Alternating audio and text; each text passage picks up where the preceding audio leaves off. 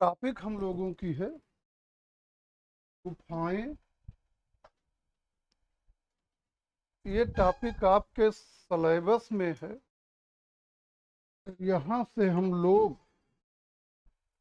ऐतिहासिक काल में प्रवेश करेंगे और गुफाओं के अंतर्गत हम लोग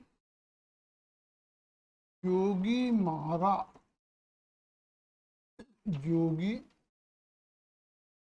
मारा की गुफाएं,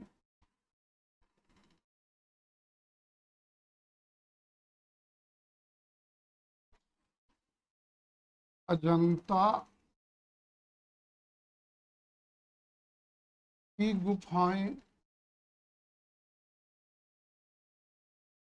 बाघ की गुफाएं,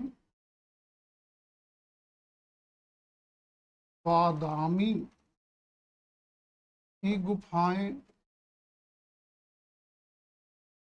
चित्तनवासल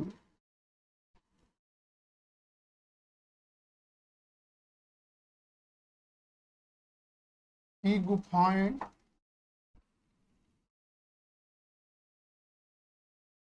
यलोरा की गुफाएं,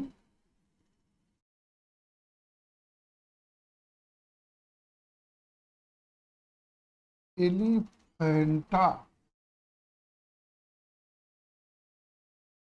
की गुफाएं,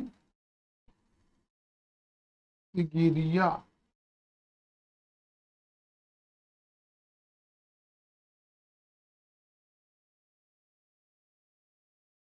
की गुफाएं पर चर्चा करेंगे। इनमें से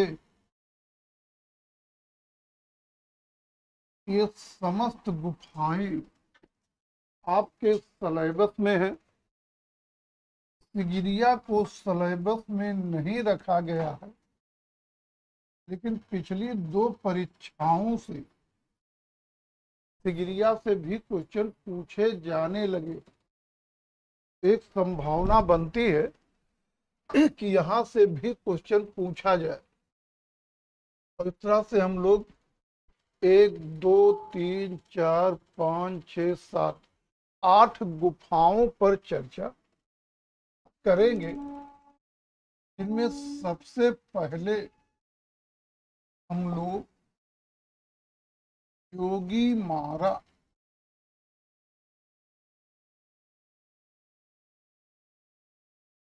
पर चर्चा करने चल रहे हैं। जोगी मारा की गुफाओं को देखेंगे। ये गुफाएं ऐतिहासिक काल में गुहा भित्त चित्र कला का प्रथम साक्ष्य प्रस्तुत करती है। ऐतिहासिक काल में गुहा भित्त चित्र कला का प्रथम साक्ष्य जोगी मारा की गुफाएं हैं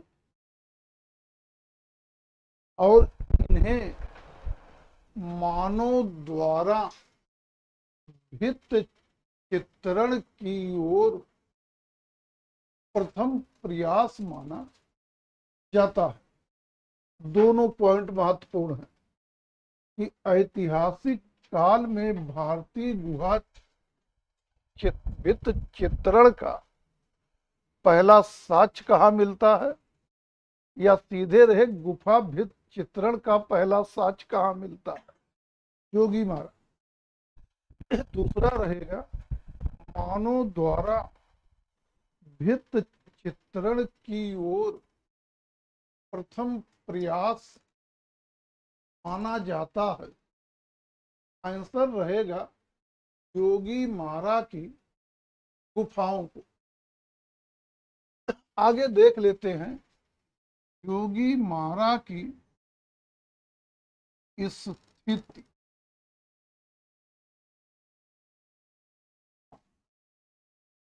जोगी मारा की गुफाओं को देखेंगे। ये गुफाएं पहले ब्रिटिश काल में मध्य प्रदेश के सरगुजा रियासत में थी। वर्तमान में ये गुफाएं छत्तीसगढ़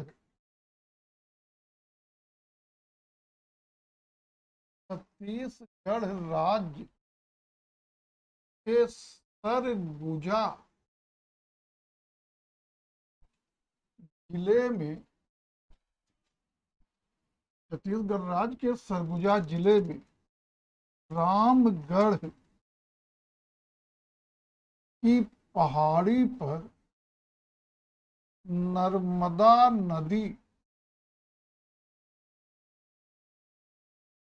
के उद्गम के समीप अमरकंटक अथवा अमरनाथ नामक तीर्थ स्थल के समीप स्थित है। एक क्वेश्चन यहां से बनने की संभावना रहती है कि जोगी मारा की गुफाएं कहां पर स्थित हैं। अब वो किस दृष्टि से क्वेश्चन बने वो अलग है। एक जनरली राज्य ही यहां पूछता है। छत्तीसगढ़ में जिला पूछ ले तो छत्तीसगढ़ के सरगुजा जिले में किस पहाड़ी पर स्थित है, तो रामगढ़। किस नदी के उद्गम के समीप स्थित है, नर्मदा। किस तीर्थ स्थल के समीप है, हमेशा सटीक विकल्प होगा अमरकंटक। लेकिन कला के विद्यार्थी आप लोग हैं, अब उसकी बहुत ज्यादा व्याख्या नहीं करेंगे। कला के विद्वान का मतलब ही गधा होता, कुछ आता जाता। किसी भी कला के विद्वान को, जो कला के विद्वान, कला के प्रोफेसर हैं, को इतिहास ज्योग्राफी के बारे में कोई नॉलेज नहीं होता, और इसीलिए सारा कला का इतिहास हमारे सत्यानाश कर डाले। कोई भी किताब आप पढ़िए, किसी में भी जो ज्योग्राफी हिस्ट्री का मामला, ये लोग सही दिए ही नहीं। कारण है कि ये कोई लिख दिया, सही गलत सब उसी की नकल करके ही लिखे, कोई भी खोज करके नहीं लिखा। तो ऐसी स्थिति में सही तो अमरकंटक ही है। लेकिन ये लोग अमरकंटक को अमरनाथों लिख देंगे। यद्यपि अमरनाथ कश्मीर का प्रसिद्ध है। तो ऐसी स्थिति में अमरकंटक हो तो बहुत सही, ना हो तो आप मान लेंगे अमरकंटक ही अमरनाथ। ये हो गई जोगी मारा के गुफाओं की स्थिति। और एक क्वेश्चन यहां से संभव है कभी बने। दूसरा क्वेश्चन बनता है नामकरण से। नामकरण, तो जिन्हें हम लोग वर्तमान में जोगी मारा की गुफाएं कहते हैं, ये प्राचीन काल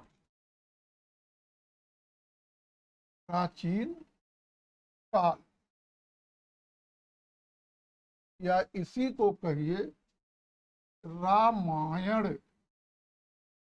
काल। तो रामायण काल, और रामायण काल प्राचीन काल में ही जाएगा। में प्राचीन काल या रामायण काल में झारखंड नाम से जानी जाती थी। 10वीं सदी में 10वीं सदी में इन गुफाओं को डंडोर नाम से जाना जाता था। एक क्वेश्चन बनता है कि रामायण काल में जोगी मारा की गुफाओं को किस नाम से जाना जाता था? झारखंड। और कुछ आपके कला के महा विद्वान हैं, वो लिख दिए होंगे कि जोगी मारा की गुफाएं झारखंड में स्थित हैं। पढ़े होंगे तो जरूर पाए होंगे। हमारे कहने मतलब शिल्पी साल की व्याख्या में लिखा गया ये झारखंड में स्थित है। तो झारखंड में स्थित नहीं है, स्थित है छत्तीसगढ़ में। रामायण काल में इन्हें झारखंड के नाम से जाना जाता था। अगला टर्म जानते रहिए कि 10वीं सदी में, या इसी को कहिए पूर्व मध्य काल में, 10वीं सदी में या पूर्व मध्य काल में जोगी मारा की गुफाएं किस नाम से जानी जाती थी? डंडोर।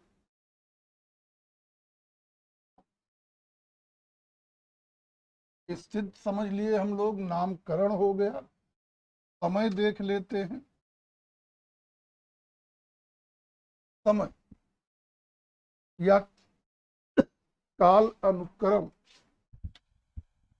तो आप देखेंगे जोगी मारा की गुफाएं किस काल की हैं, इस बारे में भी विद्वानों को कुछ पता होता नहीं।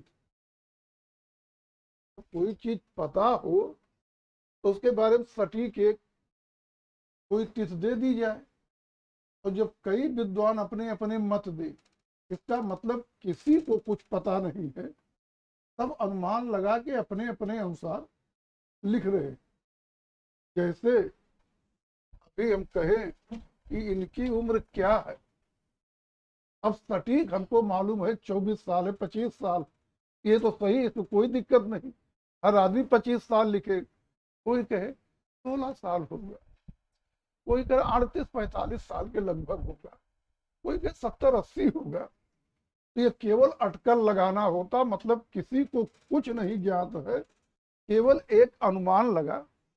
अरे उसको अन्यथा मत लीजिएगा, नहीं तो आप सोचिए हमको 70 साल का कहिए।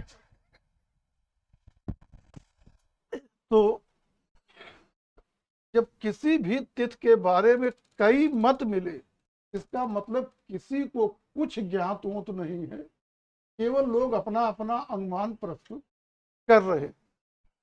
एक भारत के बहुत बड़े इतिहासकार हुए हैं, जॉन मार्शल। जॉन मार्शल, और यही भारत के प्रथम पुरातत्व निदेशक रहे। इनके अनुसार जोगी मारा की गुफाएं 1000 वर्ष का पूर्व की, और 1000 वर्ष ईसा पूर्व मतलब वैदिक काल की तिथि मार्शल दे रहे हैं, तो 100% गलत ही हो, 100% गलत हो। हैं भारत के पहले पुरातत्व निदेशक, मतलब बहुत बड़े पद पर, लेकिन मार्शल अगर लिखे हैं तो वो गलत ही लिखे होंगे। फिर भी मार्शल का महत्व ये है कि लगभग तिथियां पहली बार इन्होंने ही निर्धारित की है। और मार्शल हमेशा गलत ही लिखते हैं, पढ़ना पड़ता है कि पहली पहली बार निर्धारित किए हैं। पता नहीं कौन पुरातत्व निदेशक बना दिया था। संभव है कि महारानी के परिवार से दूर दराज का रिलेशन रहा हो, और इसलिए बन गए। नहीं, बहुत सारे मूर्खतापूर्ण इनके विवरण हैं। जैसे सैंधव सभ्यता जब पढ़े रहे होंगे तो वहां पढ़े होंगे कि मोहनजोदड़ो में जो सभागार मिला है उसको मार्शल कहते कि बौद्ध मंदिर था। खुद ऐतिहासिक व्यक्ति हैं और उनके बारे में एकदम क्लियर है, तिथि भले न ज्ञात हो, इतना क्लियर है को 6ठी सदी ईसा पूर्व में हुए थे। अब वही मार्शल सोचिए कितना मूर्ख है, पढ़ना पड़ता ऐसे मूर्खों को भी। एक तरफ कह रहे सैंधव सभ्यता की तिथि जो है 3250 से 2750 ईसा पूर्व। दूसरी तरफ सैंधव अवशेष के बारे में कह रहे हैं कि बौद्ध मंदिर है। जब बुद्ध है नहीं, बौद्ध धर्म है नहीं, तो बौद्ध मंदिर कहां से? लेकिन लिखे हैं, अपने खुद ही कथन में दुनिया भर के विरोधाभास किए हैं। ऐसे देखेंगे कि जो इनकी सैंधव की तिथि है वो भी अब पूरी तरह से अप्रमाणिक हो चुकी है। और यहाँ भी ऐसे अनहद टप्पू मार दे रहे हैं 1000 ईसा पूर्व की माने वैदिक कालीन। एक यूनानी विद्वान है डॉक्टर ब्लॉक,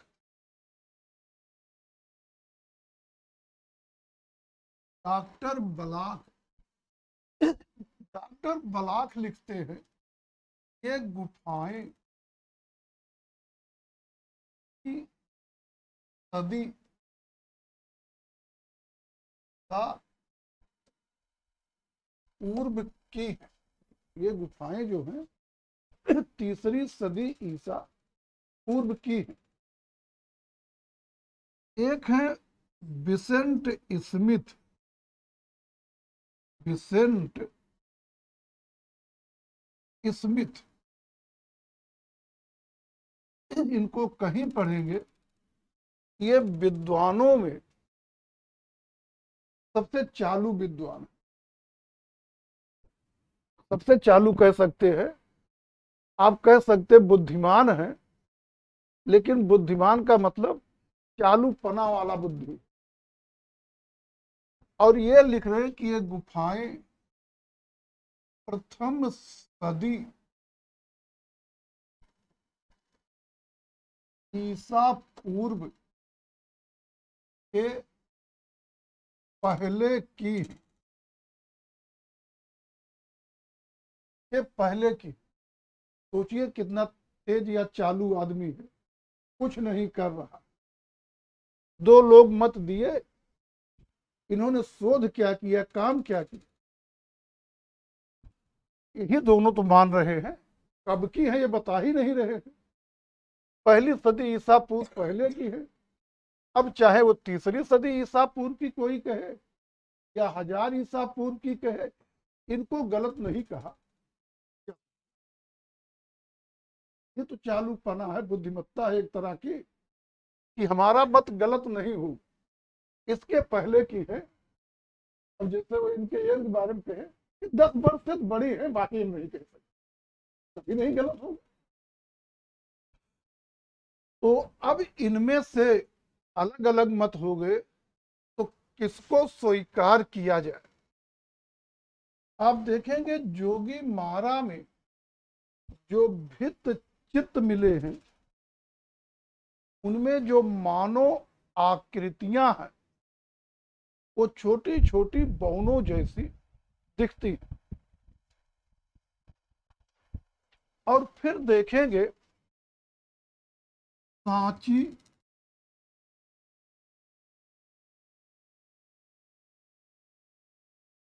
अरहुत,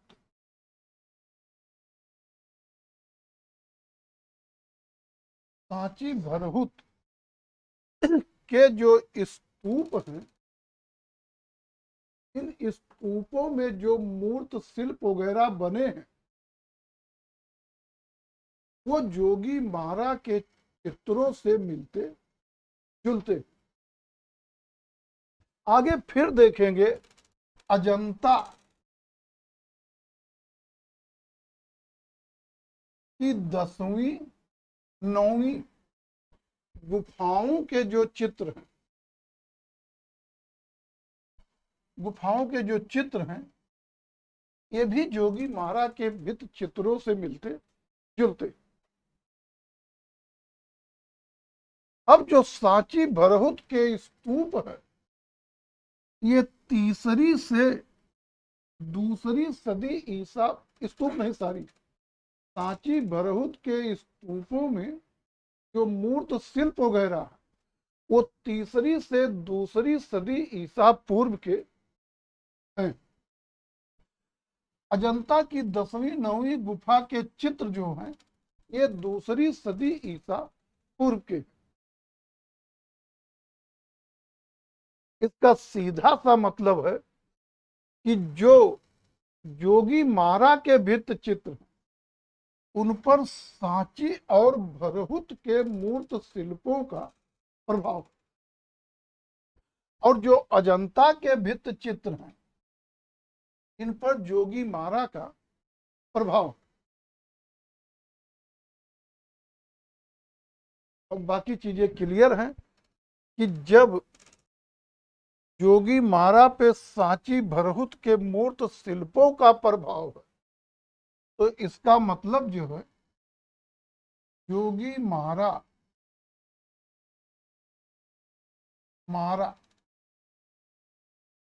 इन मूर्त शिल्पों के बाद का, लेकिन इन पर जोगी मारा का प्रभाव है, इसका मतलब जोगी मारा इनके पहले का, मतलब 2री सदी ईसा पूर्व के पहले का है, लेकिन 3री सदी ईसा पूर्व के बाद का नहीं। तो ऐसी स्थिति में जोगी मारा की गुफाएं 3री सदी ईसा पूर्व की मानी जाएंगी। वास्तव में जब यहाँ सदी लिखा जाता है तो 3री सदी ईसा पूर्व मतलब व्यवहार में तो लिख देते हैं 300 ईसा पूर्व, 300 ईसा पूर्व नहीं होता। 3री सदी ईसा पूर्व का मतलब है 201 से लेकर 300 ईसा पूर्व के बीच में कहीं की भी हो सकती। 201 ईसा पूर्व की है तो भी हम कहेंगे 3री सदी ईसा पूर्व की। तो इस तरह से जोगी मारा की गुफाएं जो हैं वो 3री सदी ईसा पूर्व अर्थात मौर्य काल की मानी जाएंगी। 3री सदी ईसा पूर्व की और 3री सदी ईसा पूर्व मतलब मौर्य काल की मानी जाएंगी। अर्थात डॉक्टर ब्लॉक का मत ये गुफाएं 3री सदी ईसा पूर्व की है, मान्य मत माने गए। समय से भी एक आध क्वेश्चन आता है, जोगी मारा की गुफाएं कब की हैं, तो जो है 3री सदी ईसा पूर्व की। आगे देख लेते हैं कि जोगी मारा के गुफा चित्रों पर प्रभाव या जोगी मारा के गुफा चित्रों की प्रेरणा, जोगी मारा के गुफा चित्रों पर प्रभाव या जोगी मारा के गुफा चित्रों की प्रेरणा। जोगी मारा के जो चित्र हैं वो किससे प्रभावित या प्रेरित है, इस पर भी विद्वान एक मत नहीं। कारण कि जोगी मारा में जो भित्त चित्र मिले हैं वो सब लगभग नष्ट हो चुके हैं और उनके अभिप्राय या आशय ही स्पष्ट नहीं होते। तो ऐसे में ये चित्र किससे प्रभावित है, विद्वान एक मत नहीं। असित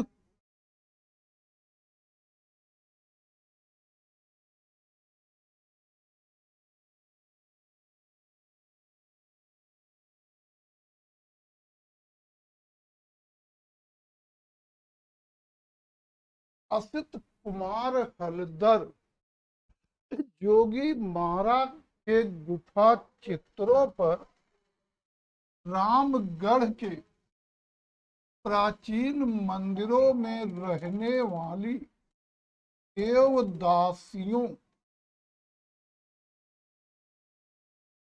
देवदासियों का प्रभाव मानते। मतलब असित कुमार हलदर कह रहे हैं कि रामगढ़ के जो प्राचीन मंदिर थे उनमें जो देवदासियां रहती थी उन्हीं का प्रभाव जोगी मारा की गुफाओं पे। देवदासी लगभग सब जान रहे होंगे। राधिका जी, देवदासी क्या होता?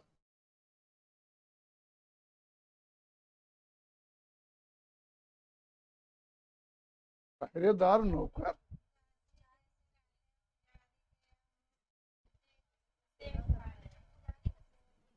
क्या बेटा?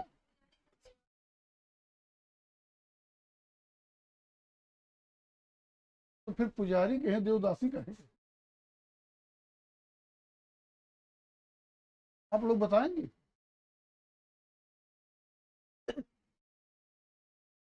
पहले जो था, अब समय तो ये प्रथा समाप्त हो चुकी कि जो मंदिर थे, एक तो ये जानिए कि मंदिर वगैरह जो है उसको रियल अर्थ में समझिए, झूठ मूठ की आस्था के बेस पर नहीं। और जब आस्था आप बना लेंगे तो कोई चीज आपके समझ में नहीं आएगा। बस जो सुन लिए वही सही है। कि जो मंदिर हैं ये सब कहने के लिए भगवान के घर हैं या भगवान के लिए बनाए गए थे। इनके बनाने के रियल में दो ही उद्देश्य थे। एक, इनके माध्यम से अपने संप्रदाय का प्रभाव समाज में स्थापित करना, और दूसरे, समाज का जो संपन्न वर्ग था उसकी आवश्यकताओं को पूरा करना।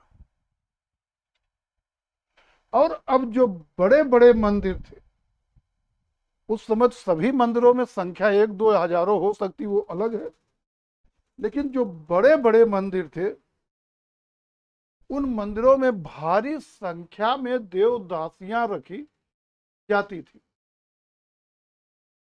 देवदासियां सब सुंदर और कुंवारी कन्याएं होती थी। दोनों शर्त है कि एक तो कुंवारी होना चाहिए, दूसरे सुंदर होना चाहिए। और इन्हें मंदिरों में रख दिया जाता था, और जिस मंदिर में रहती थी उसी देवता से इनकी शादी कर दी जाती थी, और आजीवन वही मंदिर में रहकर देवता की अपनी सेवा वगैरह करते थे। ये तो इनका धार्मिक पक्ष था।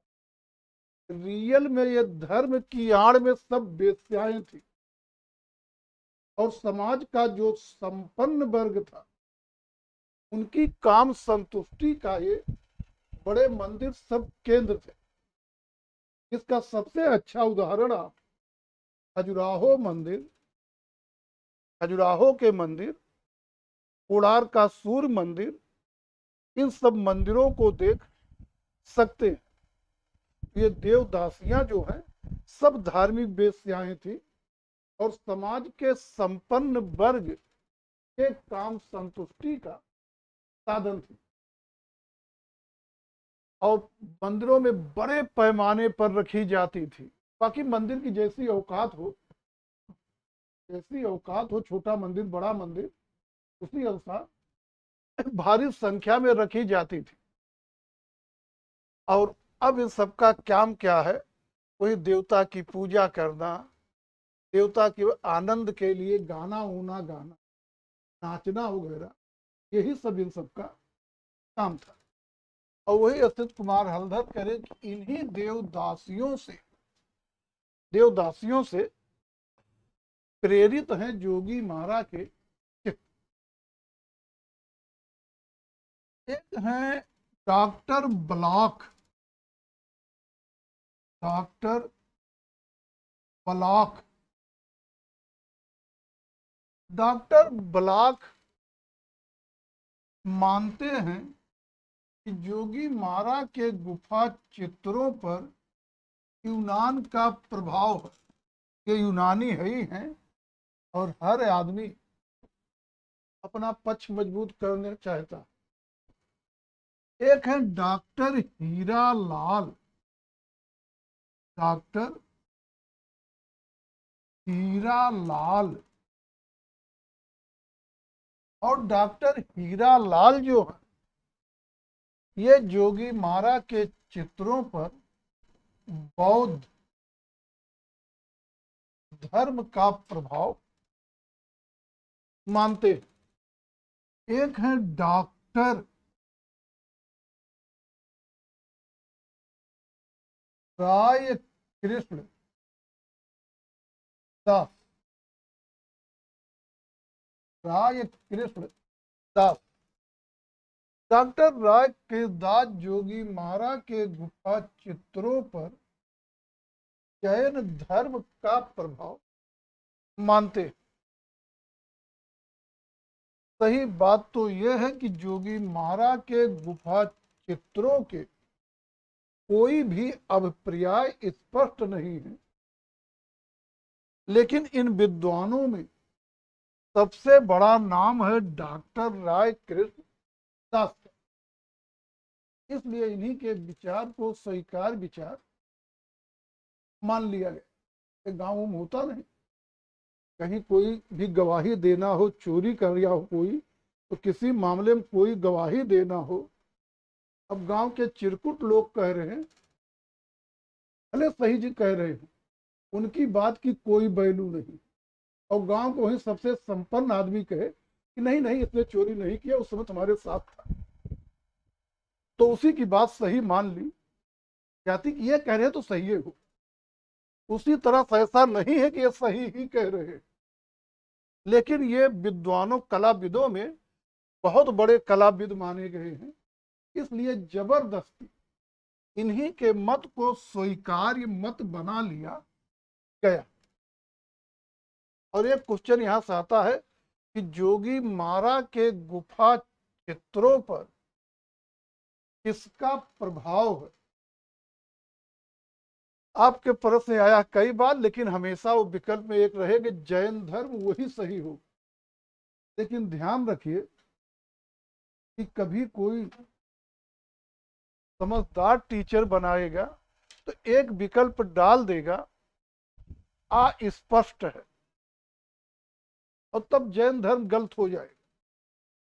तो किसका प्रभाव है वरीयता इस क्रम में दीजिएगा, सबसे बरी होगा अस्पष्ट है। लेकिन संयोग से विकल्प में अस्पष्ट ना हो तो जैन धर्म का प्रभाव माना जाए। अब हम लोग देख लेते हैं जोगी मारा के चित्र।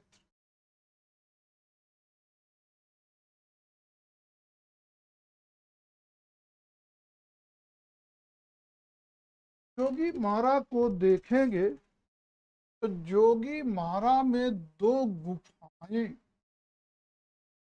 पास पास गई। नंबर 1 सीता ओंगा गुफा, या इसी को कहिए सीता ओंगरा की गुफा, या इसी को कहिए सीता लांगड़ा की गुफा। सीता बोंगा होगी, सीता बोंगा की गुफा, या सीता बोंगरा की गुफा, या सीता लांगड़ा की गुफा। दूसरी है जोगी मारा की गुफा। इनके अतिरिक्त यहाँ पे लक्ष्मण लांगड़ा, साथ ही और भी छोटी छोटी गुफाएं पाई गई, लेकिन उन सबको महत्वहीन माना गया है। मेन यही दो। इनमें से जो जोगी मारा की गुफा है, इसके बारे में, इसके सुधार करिए, अब सीता बोंगा बोलना चाहिए। इनमें से जो सीता बोंगा की गुफा है, इसके बारे में डॉक्टर ब्लॉक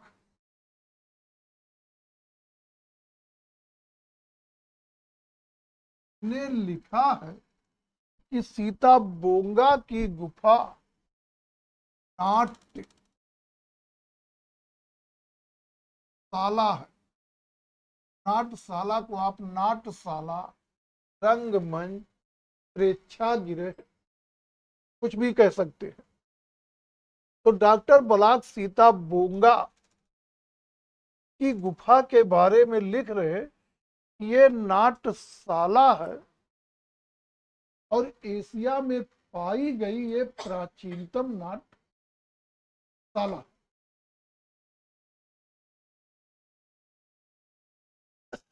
जोगी मारा की गुफा के बारे में डॉक्टर राय कृष्णदास, डॉक्टर राय कृष्ण दास लिख रहे हैं, ये वरुण देवता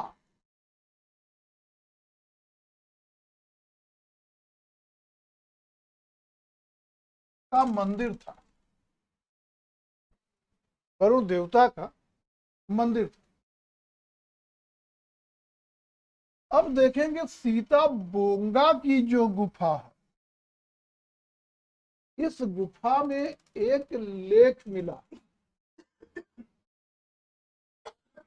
लेख से पता चलता है कि यहां पर एक सुतनुका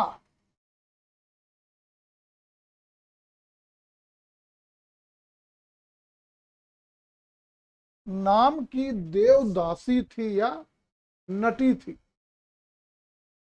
नटी वही नाचने गाने वाली, तो सुतनुका नाम की नटी या देवदासी थी, देवदासी थी, जो अपने साथियों के साथ यहां पर रहती थी। लेख में और कुछ है, बस केवल सुन लीजिए, वो चीजें नोट्स में नहीं होगा।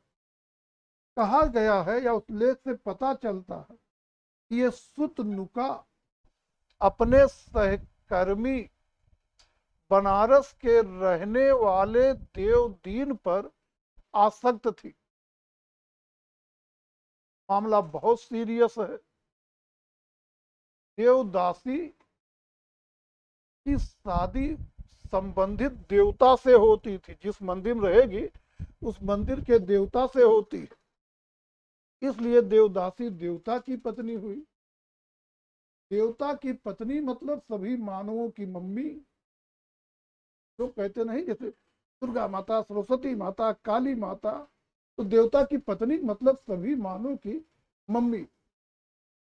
और इसलिए देवदासी को किसी भी सामान्य पुरुष से विवाह का कोई अधिकार, विवाह या प्रेम का अधिकार नहीं। और जब सहकर्मियों को देवदीन और सुतनुका के प्रेम के बारे में पता चला, इन दोनों को सहकर्मियों के कोप का भाजन बनना पड़ा और इन्हें वियोग का जीवन व्यतीत करना पड़ा। और देवदीन ने सीता बोंगा की गुफा की भित्ति पर अपने इस प्रेम व्यथा को लिखकर अपनी प्रेम कथा को हमेशा के लिए अमर कर दिया। हम लोग पढ़ रहे, आने वाली औलादें भी पढ़ती रहे। अब मामला ये है कि जो डॉक्टर ब्लॉक हैं, ये कहेंगे कि ये सुतनुका जो है, ये सीता बोंगा नाट्यशाला है, और सुतनुका यहां पर अभिनय करती थी। राय के दास कहेंगे ऐसा नहीं है, जो सुतनुका है ये देवदासी है, जो सीता बोंगा में रहती थी और वरुण देवता के आनंद आदि के लिए नाचती गाती थी। मतलब वरुण देवता की सेवा में रखी गई थी और अपने साथियों के साथ यहाँ पर रहती थी। और इतना सब बवाल ना याद हो तो केवल ये याद करिए, 2 गुफाएं हैं, सीता बोंगा नाट्यशाला है, वरुण देवता वाला सॉरी जोगी मारा वरुण देवता का मंदिर है, और प्लस पलाख सीता बोंगा को नाट्यशाला और राय के दास वरुण देवता वाले मंदिर को वरुण जोगी मारा की गुफा को वरुण देवता का मंदिर मानते। अब आगे देखेंगे, जो जोगी मारा की गुफा, पहले तो ये जानिए सीता बोंगा की गुफा में कोई भी चित्र नहीं। जोगी मारा वाली जो गुफा है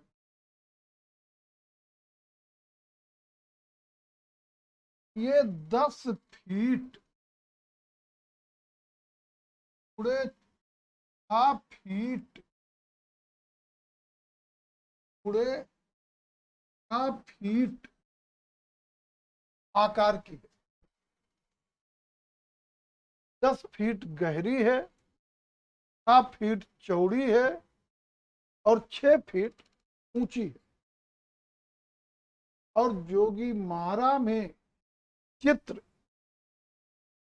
केवल इसी गुफा में, और वो भी केवल छत पर पाए गए। एक क्वेश्चन यहां से भी बढ़िया बनता है, जोगी मारा में चित्र बने हैं, ऊंचाई देख रहे होंगे 6 फीट है, और एक मानवीय स्वभाव होता है जब वो किसी भी पर्यटक स्थल पर जाता है तो वहां जो कलाकृत वगैरह देखता है, एक बार उसकी इच्छा होती छू ले। वो कहीं भी कोई मूर्ति वूर्ति कोई कलाकृत है, एक बार छू ले, चित्त है ऐसे चाहे करेंगे। उसी प्रवृत्ति के तहत जो लोग यहाँ पहुंचे वो सब इस छत को बार बार टच करते रहे। परिणाम स्वरूप लगभग चित्र नष्ट हो चुके। आगे चलकर आगे चल करके किसी अल्पज्ञानी कलाकार ने इनमें दोबारा रंग भरने का प्रयास किया, लेकिन जो रंग भरने जा रहा वो अल्पज्ञानी कलाकार या कहिए अकुशल कलाकार है। उसने इन चित्रों के ऊपर चूने की सफेदी चढ़ा दी और ऊपर से लाल रंग भर दिया, या ऊपर से रंग भर। लेकिन कलाकार अकुशल था, इसलिए चित्रों पर दूसरे स्तर के रंग, रेखाएं, ये सब बिल्कुल अलग चमकती हैं, जिससे चित्रों की बची खुची जो मौलिकता थी वो भी पूरी तरह से नष्ट हो गई। वो भी जो है पूरी तरह से नष्ट हो गई। 1914 में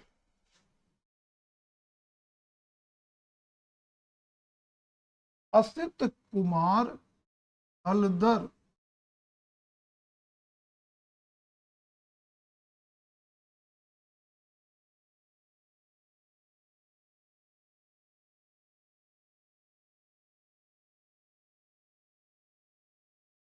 और उनके साथ हेमेंद्र नाथ गुप्त, और छेमेंद का उच्चारण आपकी इच्छा है, चाहे छेमेंद करिए या समरेंद करिए। 1914 में ये दोनों जोगी महाराज शोध हेतु पहुंचे और इन दोनों ने माना कि जोगी मारा में कुल 7 दृश्य चित्रित है। ये पॉइंट यहां जानिएगा, महत्वपूर्ण है।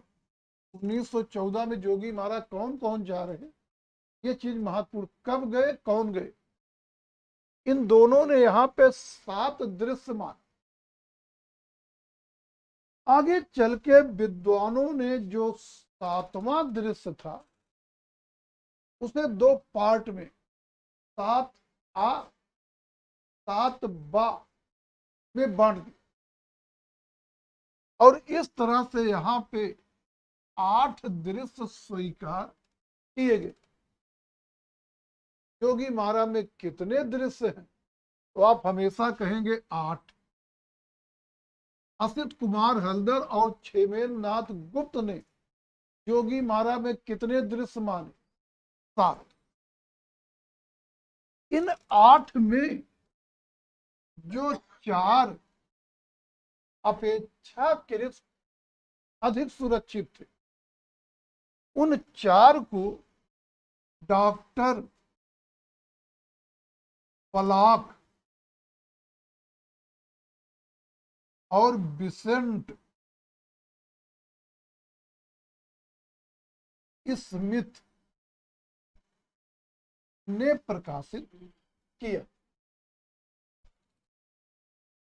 इस जोगी मारा में पाए गए प्रमुख प्रमुख चित्रों में से सबसे मेन 2 है। एक है गज गरा, गज गरा का चित्र। गजगरा की कहानी जो है ये पौराणिक आख्यान पर आधारित है, पौराणिक आख्यान पे आधारित है, जिसमें गजगरा का मतलब है मगरमच्छ। वो कहानी क्या है कि एक हाथी है, मगरमच्छ है, दोनों में दुश्मनी है, और फिर जब हाथी पानी पीने नदी में जाती है तब मगरमच्छ उसका पैर पकड़ के अंदर खींचने लगता है, और तब हाथी भगवान विष्णु को याद करेगी, तो विष्णु आके मगरमच्छ को मार के हाथी को बचाएंगे। तो गजगरा का मतलब है मगरमच्छ। और जो गजगरा वाला दृश्य है इसमें एक तालाब है, तालाब में तैर रहा बड़ा सा कोई आकार, स्पष्ट नहीं क्या है। कुछ लोग कहते ये बड़ी सी मछली है, कुछ कहते कि ये गजगरा अर्थात मगरमच्छ है। इस तरह एक यहाँ पर ऐसा दृश्य मिला है जिसमें तालाब में तैर रहा गजगरा या विशाल आकार की मछली दिखाई गई। तालाब में तैर रहा गजगरा मतलब मगरमच्छ या विशाल आकार की मछली दिखाई गई। दूसरा प्रमुख दृश्य है लिली। लाल रंग से बने लिली के पुष्प पर नृत्य करते हुए प्रेमी युगल। लाल रंग से बने लिली के पुष्प पर नृत्य करते हुए प्रेमी युगल। यही 2 ही दृश्य महत्वपूर्ण हैं। एक कभी कभी समूह में आ जाता है कि क्या क्या यहाँ पर चित्रित है। इनके अतिरिक्त जानेंगे यहाँ पर जोगी मारा में आपको भवन माने मकान मिल जाएंगे, तालाब मिल जाएगा, मछली, नहीं मछली हो भी सकती, मछली मिल जाएगा, हाथी माने गजगरा, सॉरी हाथी मिल जाएगी। तो इस तरह से मकान, तालाब, गजगरा, हाथी, मछली, मछली प्लस यहाँ पे पुष्प, वृक्ष, पुष्प, वृक्ष, रथ का पहिया या चक्र, 3 घोड़ों का रथ, गवैया, ये सब आकृतियां यहाँ पर अंकित मिल जाए। अब हम लोग देख लेते जोगी मारा के गुफा चित्रों की विशेषताएं।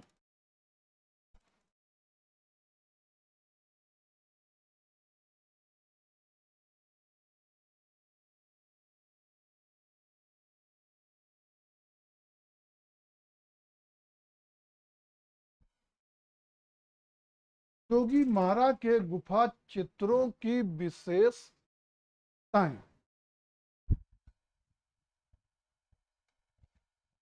आप चाहें तो 2 विशेषता वो जोड़ सकते जो हमने शुरू में बताया। ये ऐतिहासिक काल में गुफा भित्त चित्रण का प्रथम उदाहरण है। दूसरे, ये मानव द्वारा भित्त चित्रण की ओर पहला प्रयास मानी जाए।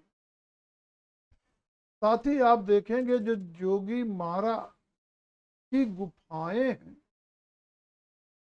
इनमें चित्र कहीं कहीं पर चूना पुते सफेद धरातल पर बनाए गए, तो कहीं कहीं पर खुरदुरी सतह पर ही बना दिए गए। दूसरे जानेंगे चित्र बनाने के लिए ग्लू रंग तकनीक, रंग तकनीक, या इसी को कह सकते हैं टेम्पेरा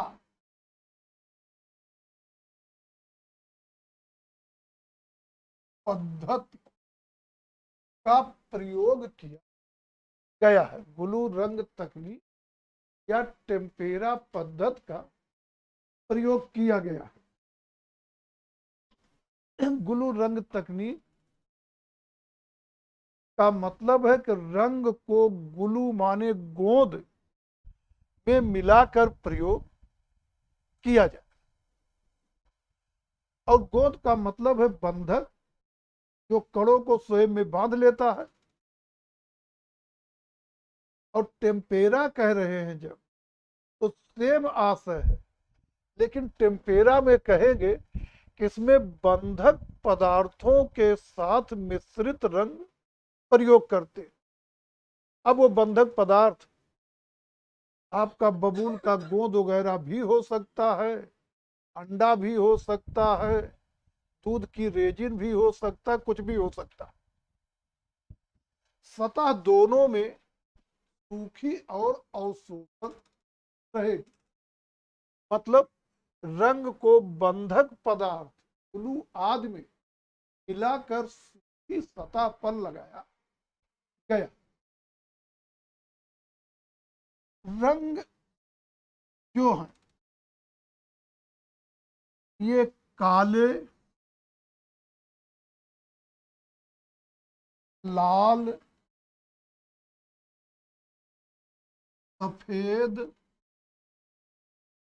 पीले, काले, लाल, सफेद और पीले रंग प्रयोग किए गए, जो खनिज और वनस्पतिक रंग है। इनमें से जो काला है ये हर्रा फल, हर्रा फल, कोई हर्रे बहर्रे वाला हर्रा फल से बना वनस्पतिक रंग है। बाकी लाल, सफेद और पीला जो है, ये तीनों खनिज रंग।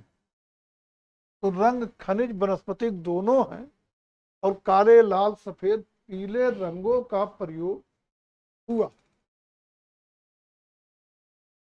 आगे देखेंगे चित्रों की जो सीमा रेखाएं हैं, सीमा रेखा, रेखा, ये लाल सीमा रेखा, या आप चाहे तो यहां संदर्भ में रेखांकन भी कह सकते हो, जो ये लाल रंग से किया गया। चित्रों के विभाजन हेतु हाशिए पीले रंग से बनाए गए। आकृतियों की आंखें काले और सफेद रंगों से और बाल काले रंग से बनाए गए। ये मूल चित्रों में पाया जाए। रेखांकन या सीमा रेखा लाल रंग से, चित्रों के विभाजन हेतु हाशिए पीले रंग से, आकृतियों की आंखें काले सफेद से, और बाल जो है वो काले रंग से बनाए गए। ये मूल चित्रों की विशेषता है। आगे आप पढ़े होंगे, किसी ने दोबारा जो है, दोबारा चूने की सफेदी चढ़ा के इन पर रंग भरा। जो दूसरे स्तर वाले चित्र, मतलब वर्तमान चित्र हैं, वो सफेद पृष्ठभूमि पर लाल रंग से बने, और रेखांकन या सीमा रेखा जो है वो काले से बनाई गई। ये प्रथम वाला स्तर है, और ये द्वितीय वाला। भाई समझ क्लियर हो गया होगा। दूसरे स्तर के चित्र सफेद पृष्ठभूमि पर लाल रंग से बने हैं, और सीमा रेखा जो है, या कहिए रेखांकन, यहाँ सीमा रेखा रेखांकन कोई अंतर नहीं, जो है वो काले रंग से। अब एक चीज अपना जनरल नॉलेज टाइप में प्रयोग करेंगे। हो सकता विकल्प में काला हो ही ना, तो यहाँ सबका जो काला होगा वो शुद्ध काला रहेगा ही नहीं, वो भूरा टाइप का काला होगा। इसे आप कह सकते काले या भूरे। काला शुद्ध काला नहीं रहेगा, तो उसे काला या भूरा आप कह सकते। दो टिप्पणी और जान लीजिए, हमारी दृष्टि से दो पॉइंट्स और छूटे जहां क्वेश्चन बन सकते हैं। टिप्पणी करके जान लीजिए। एक तो जो है, आप जानेंगे जोगी मारा के गुफाओं की खोज 1904 ईस्वी में डॉक्टर पलाक ने की। दूसरी टिप्पणी जानेंगे कि जोगी मारा में आपके वरुण देवता, साथ ही आपके जो डॉक्टर नहीं था, जॉन मार्शल है, वो कह रहे ये 1000 ईसा पूर्व के, मतलब वैदिक काल के हैं। तो एक टिप्पणी बनाइए, वैदिक कालीन भित्त चित्र कला का एकमात्र मूर्त रूप जोगी मारा की गुफाएं। वैदिक कालीन भित्त चित्र कला का एकमात्र मूर्त रूप जोगी मारा की गुफाएं। बस हमारी तरफ से जोगी मारा की गुफा। किसी को कुछ भी कंफ्यूजन हो, कहीं कुछ भी क्लियर करना हो, उस पर चर्चा कर लीजिए, फिर आगे चले।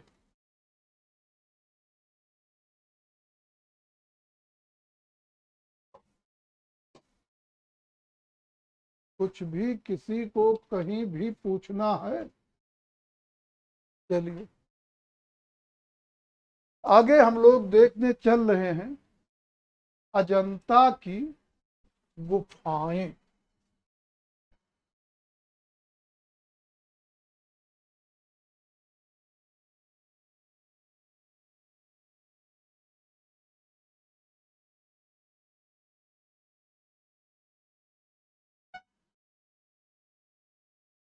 या अजंता के भित्ति चित्र।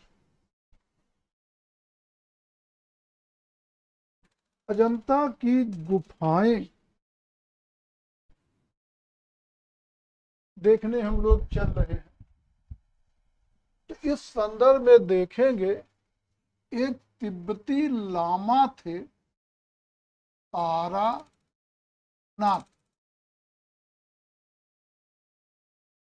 और लामा का मतलब होता तिब्बती बौद्ध विद्वान। लामा टाइटल का मतलब है होता तिब्बती बौद्ध विद्वान। लेकिन अब वो टाइटल बन चुकी है, ना कि वहां का हर लामा विद्वान होता। पहले लामा का मतलब था तिब्बत का रहने वाला बौद्ध विद्वान। इस समय देखेंगे तो लामे लामा मिलेगी, वो एक जाति टाइप की टाइटल बन गई। जैसे भारत के संदर्भ में कि पहले पंडित का मतलब होता था विद्वान, लेकिन आज पंडित का मतलब जात विशेष या कहिए ब्राह्मण जात से है। भले वो अंगूठा टेप, लेकिन पंडित टाइटल उसकी भी रहे। तो अपने यहाँ पहले पंडित टाइटल मतलब विद्वान होता था, एक जाति टाइटल बन गई। ठीक वैसे तिब्बत में लामा जो होते थे तिब्बत के रहने वाले बौद्ध विद्वान होते थे। और अब वहां भी लामा जाति टाइटल टाइप में प्रयोग होता है। तो ये तिब्बती लामा थे तारानाथ। 16वीं सदी में 16वीं सदी में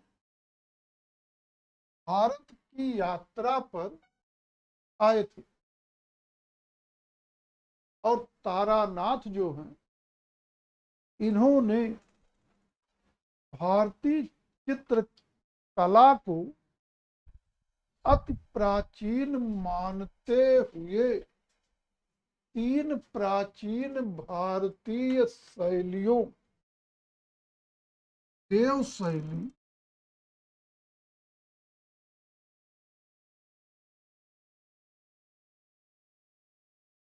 नाग शैली,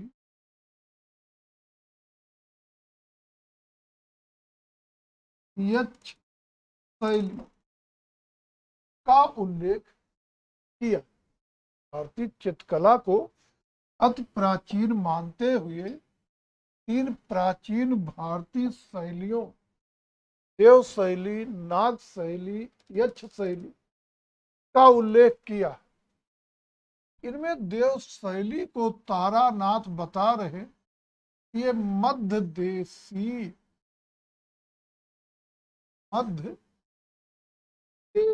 शैली थी, मगध में प्रचलित थी। 5वीं अथवा 6वीं सदी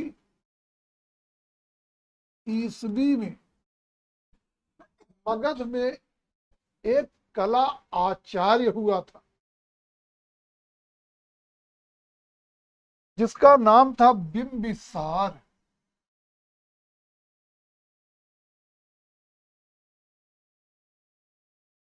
मतलब 5वीं 6वीं सदी ईस्वी में मगध में बिंबिसार नामक कला आचार्य हुआ था। और तारानाथ इसी बिंबिसार को देव शैली का संस्थापक आचार्य मानते हैं। लेकिन ध्यान रहे, ये बिंबिसार कला आचार्य बिंबिसार है, और जो बिंबिसार आप जानते हैं वो शासक बिंबिसार है। नाग शैली ये पूर्वी भारतीय शैली थी, और पूर्वी भारत वही बंगाल, बिहार, इन्हीं सब क्षेत्रों में प्रचलित थी। तारानाथ लिखते हैं प्राचीनता तो इसकी जो है वो 3री सदी ईसवी तक है, लेकिन 7वीं सदी में बंगाल में धीमान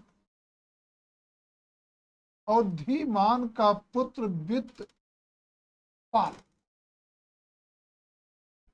धीमान और उसका पुत्र वित्तपाल, ये 2 कला आचार्य हुए थे। इन्हीं दोनों को तारानाथ नाग शैली का संस्थापक आचार्य मानते।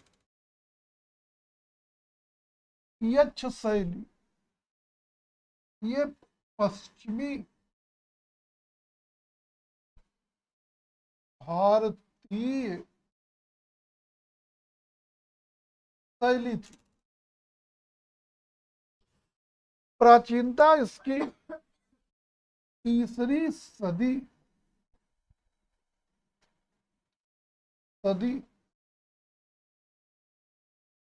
ईसा पूर्व तक, अर्थात और काल में सम्राट अशोक के काल तक मानते। लेकिन यहां पर भी देखेंगे राजस्थान के मारवाड़ में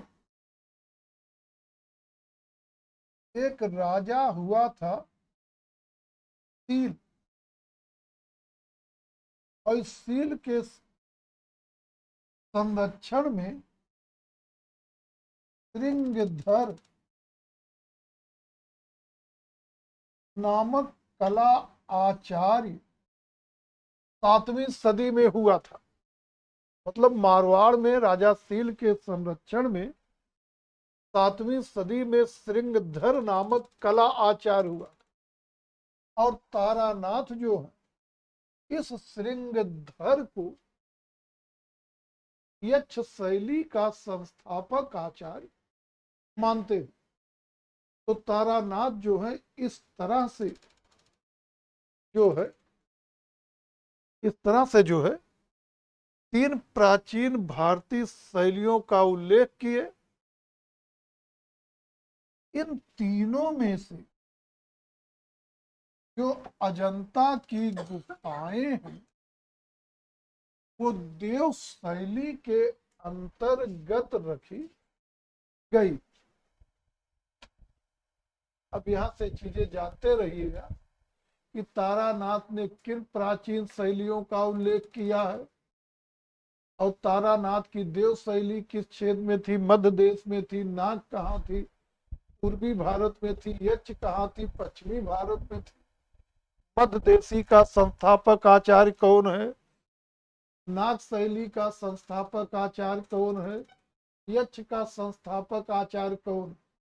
ऐसे तो तीनों का, लेकिन कम से कम इन 2 धीमान वित्तपाल और श्रृंगधर का पीरियड ये 7वीं सदी ईस्वी के, ये चीजें ध्यान में रहना चाहिए।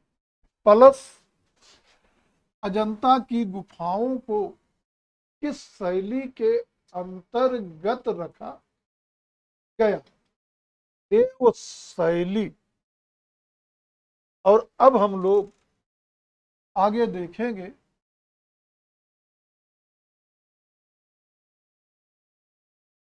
कि जो अजंता की गुफाएं हैं, ये देव शैली के अंतर्गत हैं और ये भारत ही नहीं, प्राचीन एशिया की कला में अपना महत्वपूर्ण, बल्कि कि भारत ही नहीं, प्राचीन विश्व की कला में अपना महत्वपूर्ण स्थान रखती है। इनकी प्रशंसा में लॉरेंस बिनियन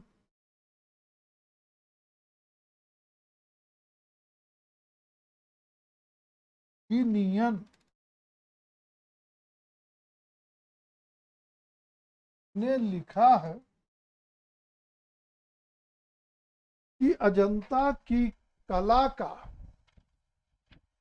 एशिया और एशिया की कला में, अजंता की कला का एशिया और एशिया की कला में वही स्थान है जो यूरोप की कला में आसिसी और सिएन्ना का, आसिसी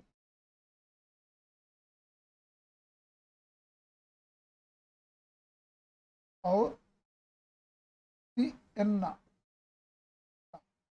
तो अजंता की कला का एशिया और एशिया की कला में वही महत्व या वही स्थान है जो यूरोप की कला में आसिसी और सियन्ना। अब हम लोग देखेंगे अजंता को, और सबसे पहले देखेंगे अजंता की, अजंता की स्थिति, अजंता की स्थिति। बस आज के लिए इतना ही। किसी को कोई चीज कंफ्यूजन में हो तो उस पर चर्चा कर लीजिए, बाकी सब कुछ कल बोल दीजिए।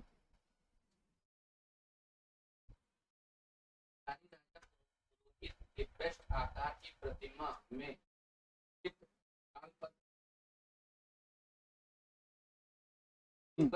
वर्गाकार, वर्गाकार त्रिपुलिया।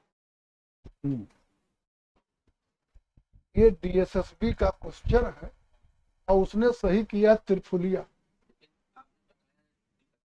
तिपतिया कारण है कि आप कोई भी किताब पढ़िए तिपतिया ही मिलेगा, इसीलिए तो हमने पहले बता दिया ना कि एसएसबी का क्वेश्चन है और उसने साल माना है त्रिफुलिया। लेकिन आप कोई भी किताब पढ़िए सब में आपको तिपतिया शब्द ही लिखा मिलेगा।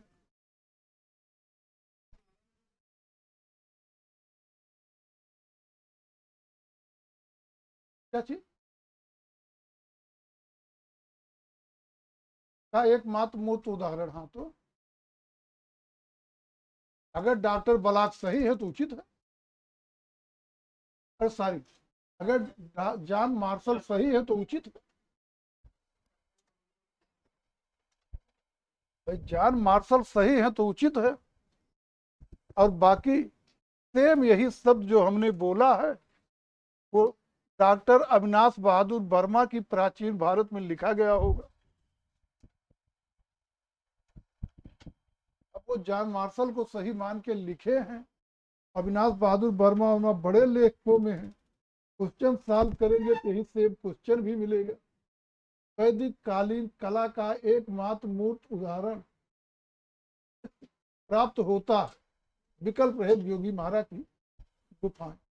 मार्शल को अगर सही मान के चल रहे हैं तो एकदम सही है, मार्शल गलत है सब बकवास है। कुछ भी और कहीं पूछना है किसी?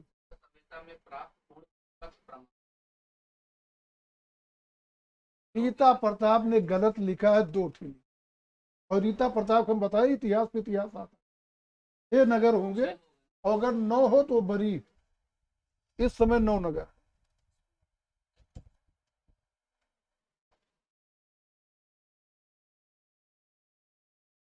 किसी को कोई भी क्वेश्चन और पूछना है?